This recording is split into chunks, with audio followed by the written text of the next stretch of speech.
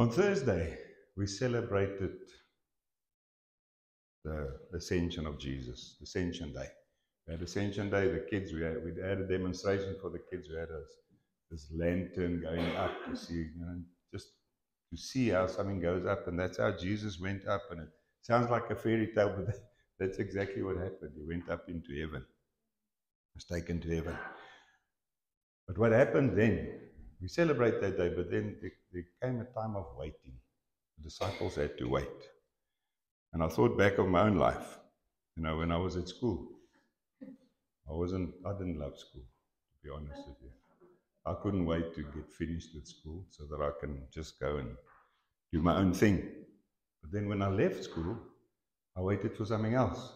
I wanted a driver's license so I could go wherever I wanted to go. I think most boys are like that. And then I met Dee in 1974, and then I couldn't wait to get married. I had to wait 3 years before I could get married, so I could just have it all to myself. And then I first had to go to the army, and the guys that been to the army will know in the army you hurry up and you wait. They chase you and you have to hurry up, but you wait. And then a year plus later, we found out that Dee was pregnant, and again, we had to wait. Those days, you didn't know whether it was a boy or a girl. The cameras didn't go inside there. So we had to wait to see what we're going to have. It was great. So at every stage in my life, I found that if there's things that you really want, if there's things that you long for, that you desire, somehow you have to wait. It's not like fast food. It doesn't just happen. We have to wait. So I want to read from Luke 24. At the moment, I'm waiting for Dee again. I have to wait 3 months at least this time, not 3 years. I want to read from Luke 24, from verse 45 to 53, where Jesus instructed his disciples to wait. So I want to talk about waiting this morning. Then he opened their minds to understand the scriptures. And he said, yes, it was written long ago that the Messiah would suffer and die and rise from the dead on the third day. It was also written that this message would be proclaimed in the authority of his name to all the nations, beginning in Jerusalem. The message is this: there is forgiveness of sins for all who repent. You are witnesses of these things. And now I will send the Holy Spirit, just as my Father promised.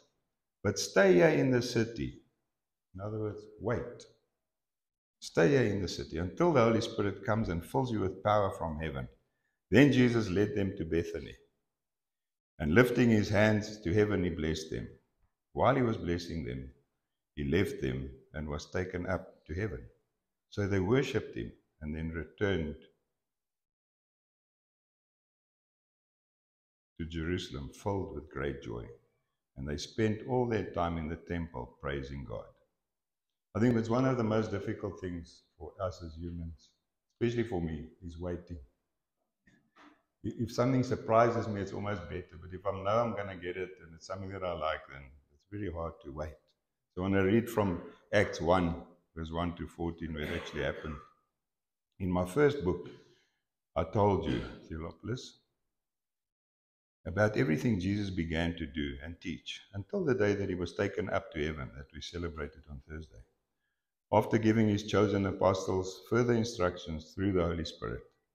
During the 40 days that he suffered and died, he appeared to the apostles from time to time, and he proved to them in many ways that he was actually alive and was taken and he talked to them about the kingdom of God. So during the 40 days after he had to suffer and die and rise from the dead, he spent some time and he taught them a lot of things about the kingdom of God.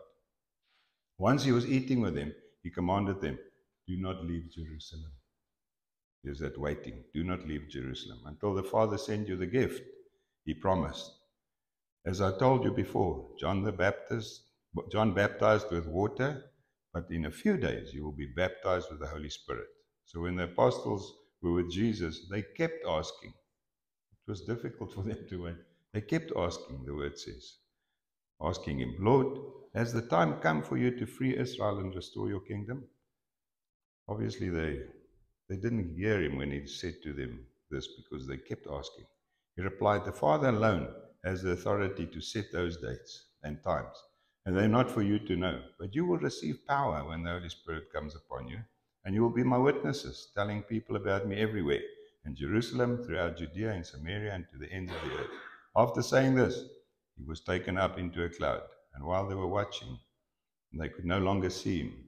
As they strained to see him rising into heaven, two white-robed men suddenly stood among them. Men of Galilee, they said, why are you standing here staring into heaven? Jesus has been taken from you into heaven, but someday he will return from heaven in the same way you saw him go. Are we in that period? We're waiting expectantly for Jesus to come back. All of us, it's an exciting thought that he's actually going to come back. And I don't know how, but somehow the whole world will see him, because he's Almighty God. He will make it happen. Everybody will see him return to earth. So he's coming back. We don't know when, but we know that he's coming. And we prepare to wait. We wait expectantly because he's coming.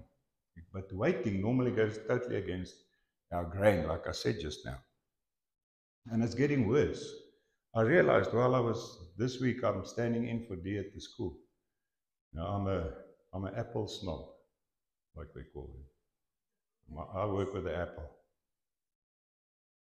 iPad and laptop. Everything's quite quick. If I wait 3 seconds for something to happen, I think it's time for an upgrade. Now I've got Deirdre's, I can go and make tea. I don't drink tea, but I could go and make tea, waiting for this thing the next thing to come up. And we get very impatient. 20 seconds feels like an hour. So everything we can't wait. With technology especially, it's caused us for it to get worse. If somebody makes an appointment with you, in days gone by, it would have been all right. I remember a guy who did a study on African people. He was a missionary right through Africa. He said they are event-orientated, and us white people are time-orientated. So if the event is still on, they don't mind waiting. We don't like that. We don't want to wait. If somebody's 3 minutes late, I think maybe he's forgotten, or maybe he's got the wrong venue, what's going on. Meantime, he's just from Zululand. But like I said earlier, in the army, I had to hurry up and wait. Everything was a great hurry, and then when you get to point B where you're supposed to go, you just wait. But when I think back of it, it wasn't to mess us around. It was teaching us something. It was teaching us to be obedient and to be disciplined. And you had to wait. You don't know what you're waiting for, but you wait.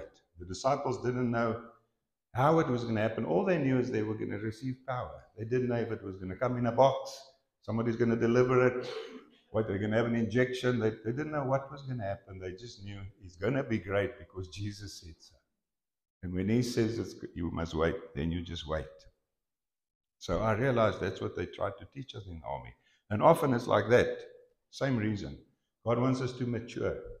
We want stuff, he wants us to be disciplined and self-controlled. You know, that's one of the more difficult things because it's a test. The ability to differentiate between time to do and time to wait is actually a sign of maturity. If you can wait for stuff, and especially when you're busy with the things of the Lord and you can wait, then definitely it's a sign of maturity. In our spiritual walk, there are many times that we have to wait. I've seen over the years many things that we've had to wait for. In James's letter to the 12 tribes, he speaks about a time of testing that requires endurance in waiting. It says this in James 1, verse 3 to 6, I think it is. For you know that when your faith is tested, your endurance has a chance to grow. So let it grow. How do you let it grow? You wait. Let it grow.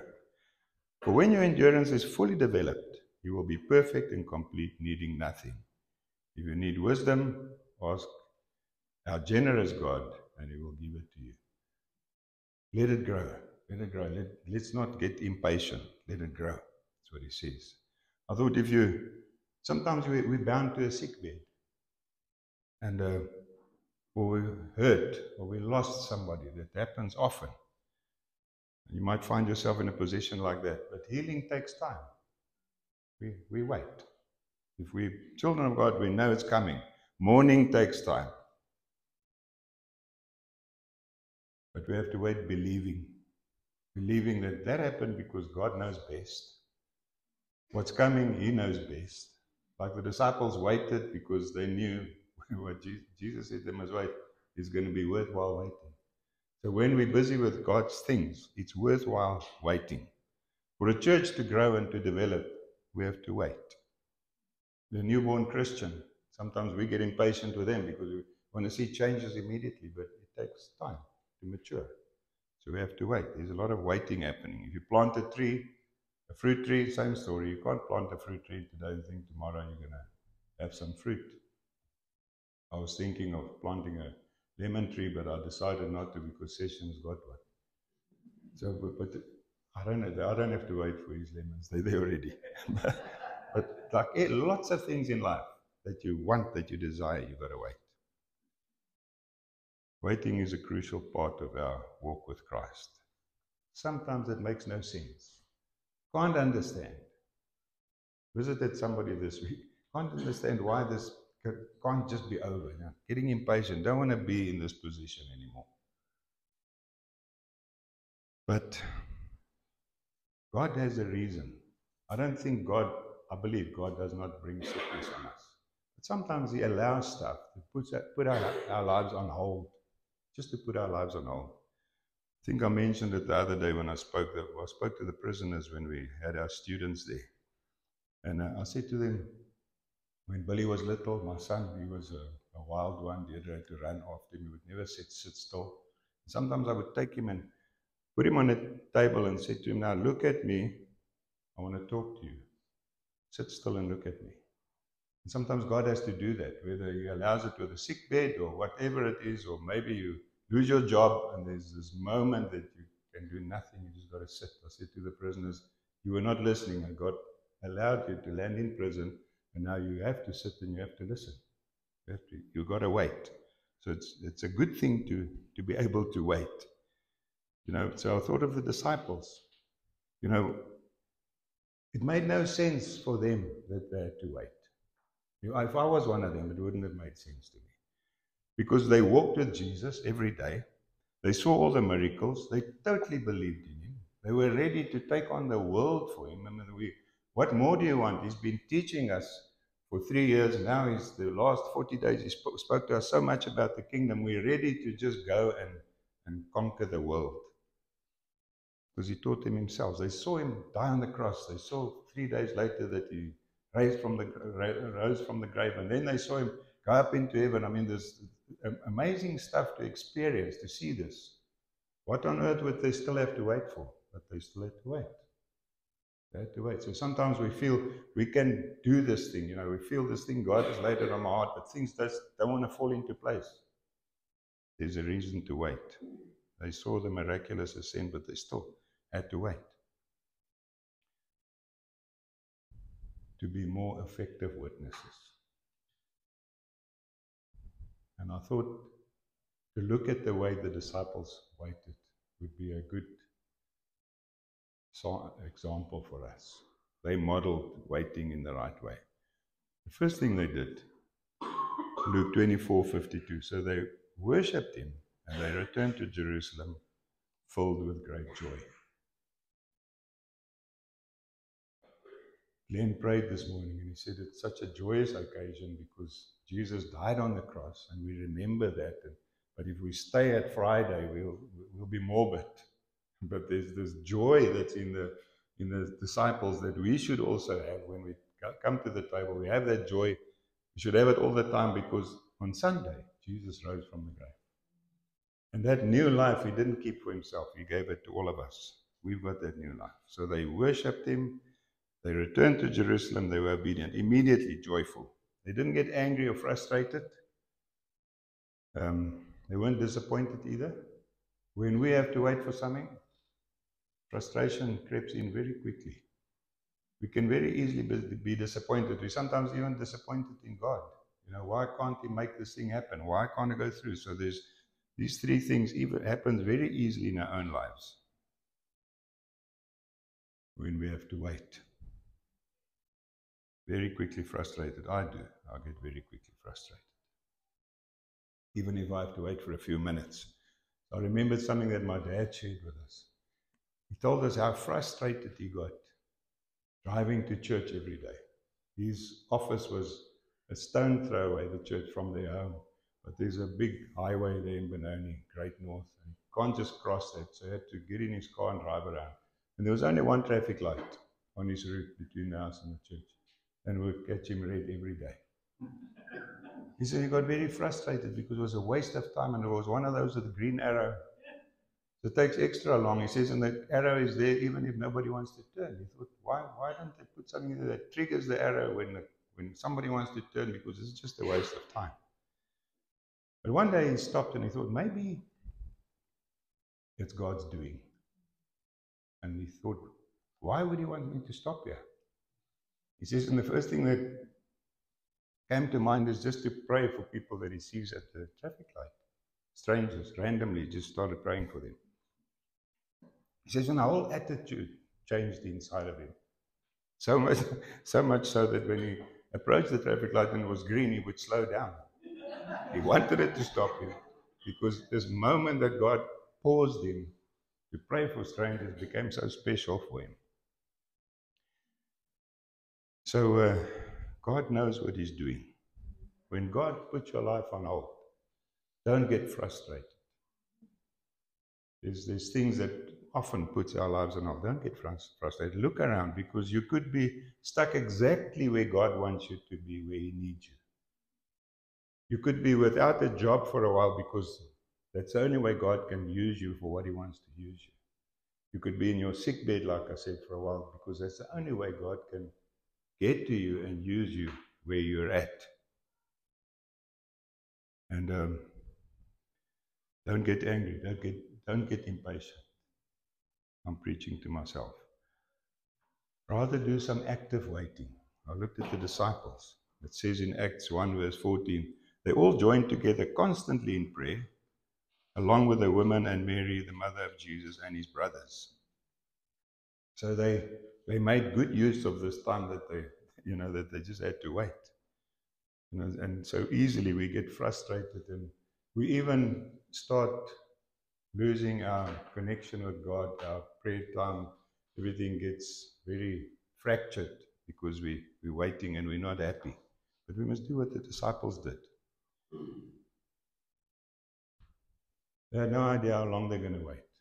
Sometimes when we wait for something, we're in a good position that we know how long we're going to wait. I'm going to wait for Deirdre until the 30th of August.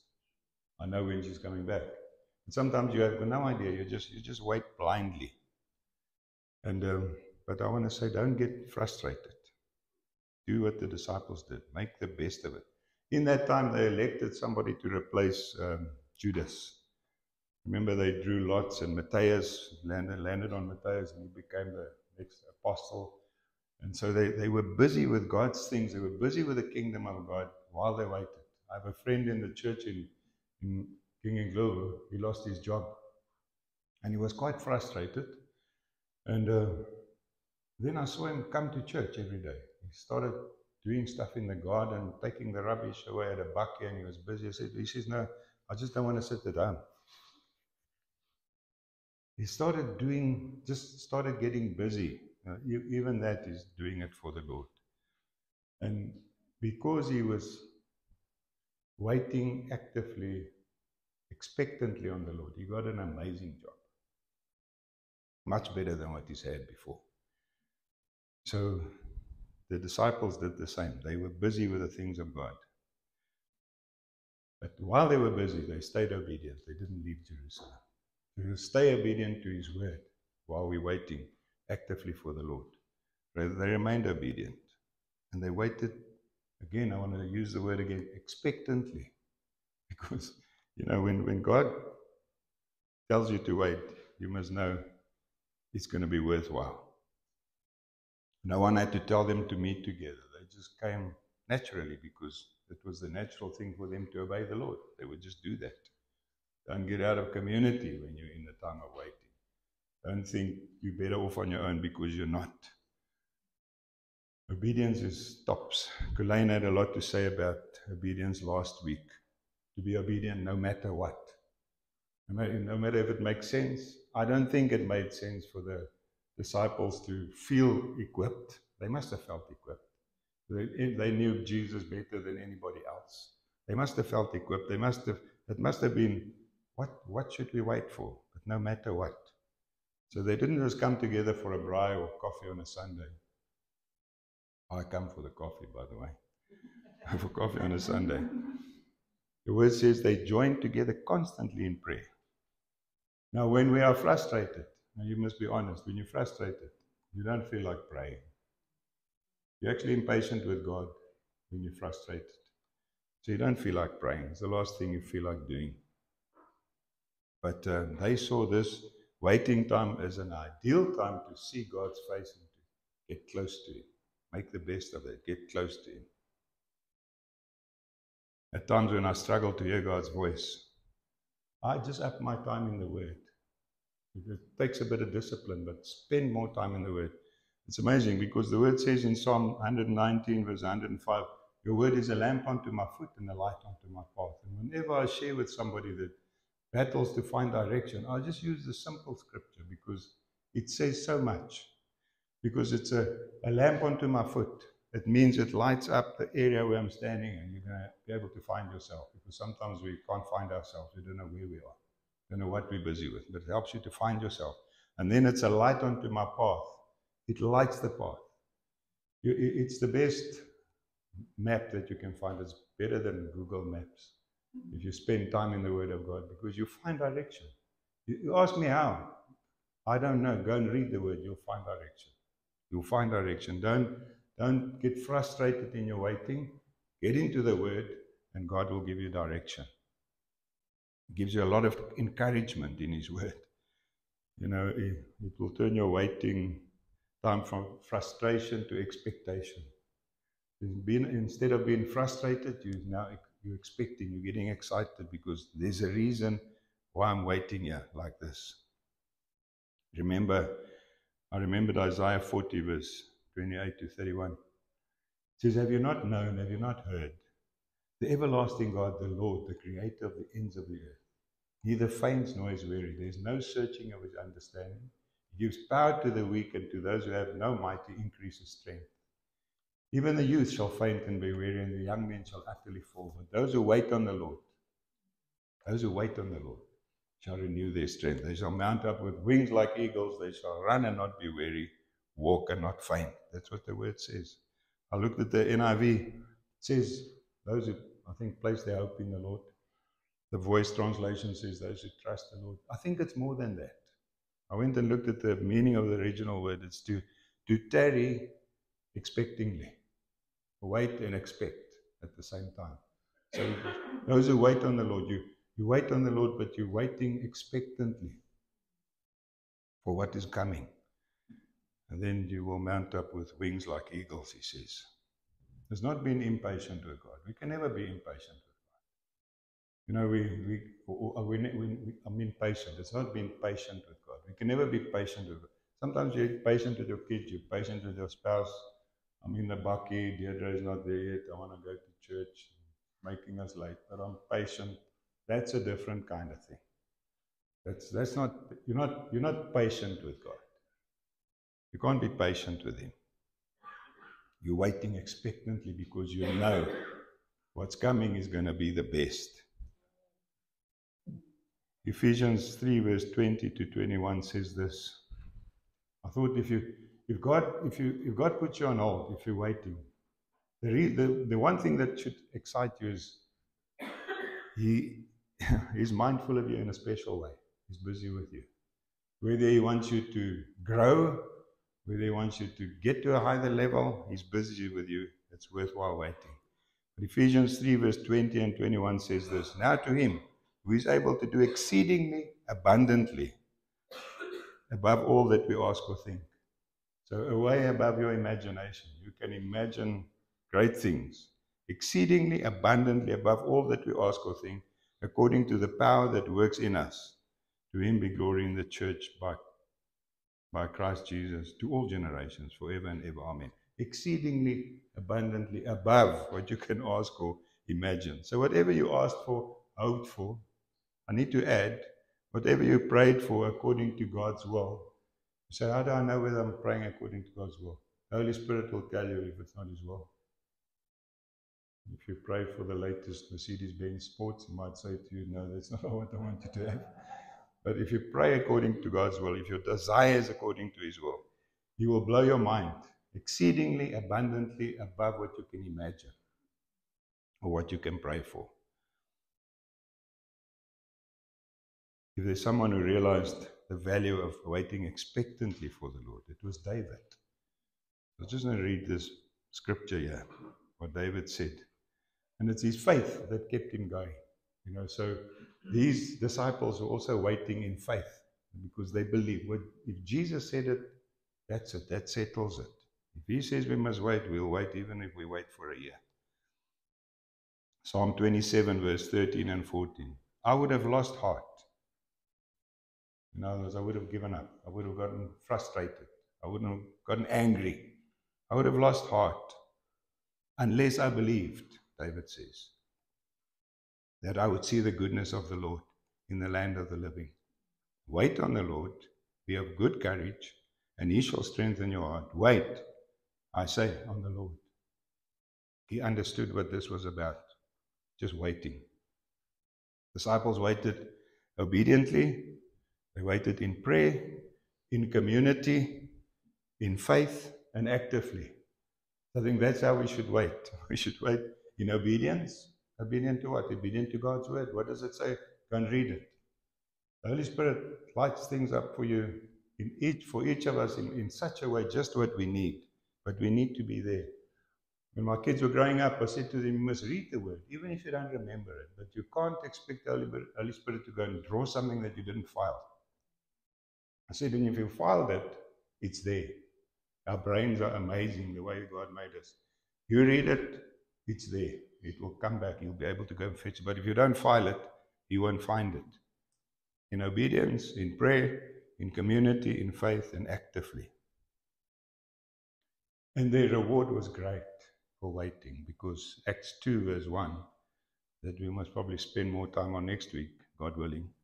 When the day of Pentecost came, they were all together in one place. Suddenly, a sound like the blowing of a violent wind came from heaven and filled the whole house they were in, where they were sitting. They saw what seemed like tongues of fire that separated and came to rest on each of them. All of them were filled with the Holy Spirit and began speaking other languages as the Spirit enabled them. I think if you had to take each one of them separate and say, is this what you expect? I would have said, never. Never expected this. When Peter stood up and spoke the day before, he would never have done that. They had no idea what was coming. You have no idea what God has got in store for you. You've got no idea what He's planned for your life. If you're prepared to wait obediently, in prayer, in community, don't neglect the gathering of the saints, the word says, in faith and actively. Be busy, whatever your hand finds to do, but not if that makes you disobedient. The disciples were busy with the things of the Lord, but they remained in Jerusalem. They stayed obedient to what Jesus said. So if you're obedient and you're in prayer, in community, and believe, big thing, we have to have faith that God knows what He's doing. His timing is perfect. He's never late. He's never early. That's who God is. Now, that's what I wanted to share with you today. I'm sure some of us are in a place of waiting and wondering why. Why do I have to wait? Be encouraged. Be waiting because God has got something very special for you. I'm going to pray with us. I asked Reg that we can just sing another song. I don't want to just end like this. I think after we've spent some time in the Word, let's just worship the Lord before we go and have fellowship. Don't run away, like Teresa says. We like to get to know each other. Sometimes we're together for a long time and we still don't know each other. Father, I want to thank you for your word this morning. Thank you, Lord, that you are mindful of us, that you have a plan for us, that when we are in time of waiting, Lord, it is because you are busy with us. And ultimately, Lord Jesus, we desire lots of things, but nothing like as much as to become more like you. We want to portray you. We want the world to see you in us. We want people to be drawn to us because of you. We want to see your kingdom extended because of that. I give you all the praise and the honor in Jesus' name. Amen.